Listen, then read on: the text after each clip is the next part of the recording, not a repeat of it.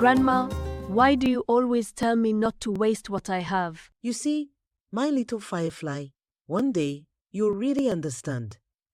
But tonight, let me tell you a story of a young man named Mzembe, and the night he met the mermaid of the river.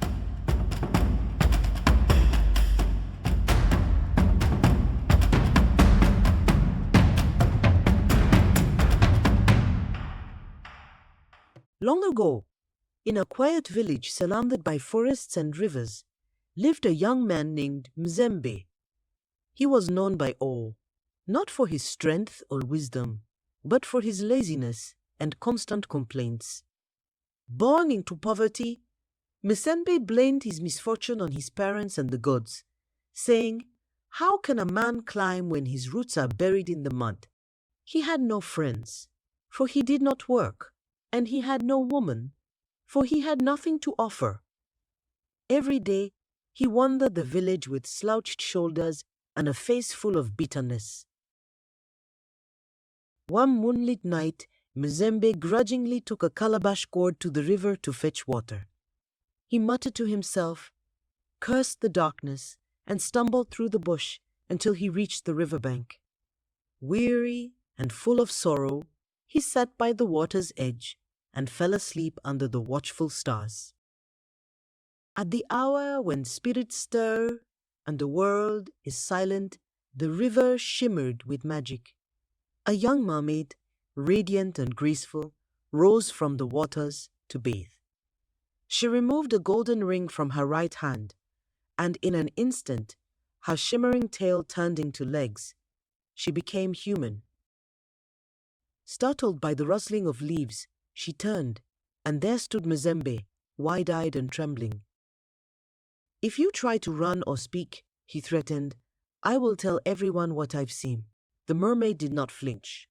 Instead, she looked upon him with knowing eyes and said, "You have seen what few mortals live to tell, but I will not harm you. Instead, I will give you a gift, though whether it becomes a blessing or a curse is up to you."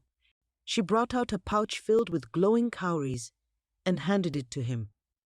"This is the pouch of fortune," she explained.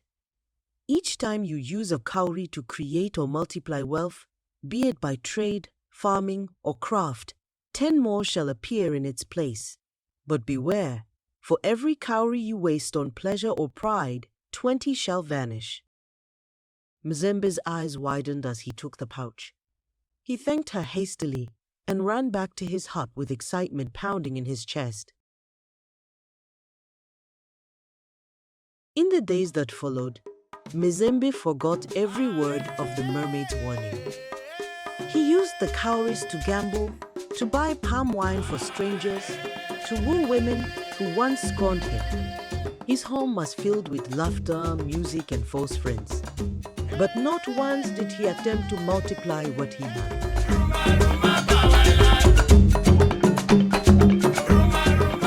One day, he reached into the pouch, but found it empty. He had used all the cowries for pleasure and fun. Within weeks, his fake friends disappeared. The women turned their backs on him. His hut fell silent, and his hunger returned. Mzembe was poorer than he had ever been. In a fit of rage and desperation, he returned to the river, shouting into the night, "Mermaid! Mermaid! Come out, you wicked spirit!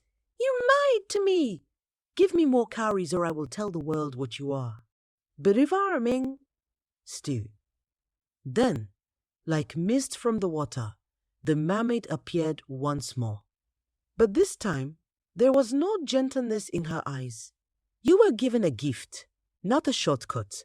You chose waste over wisdom, pleasure over purpose. Now you shall see the world as you truly are, in darkness." With a wave of her hand, a cold wind blew, and Mzembe's eyes dimmed. He fell to his knees, blind and broken.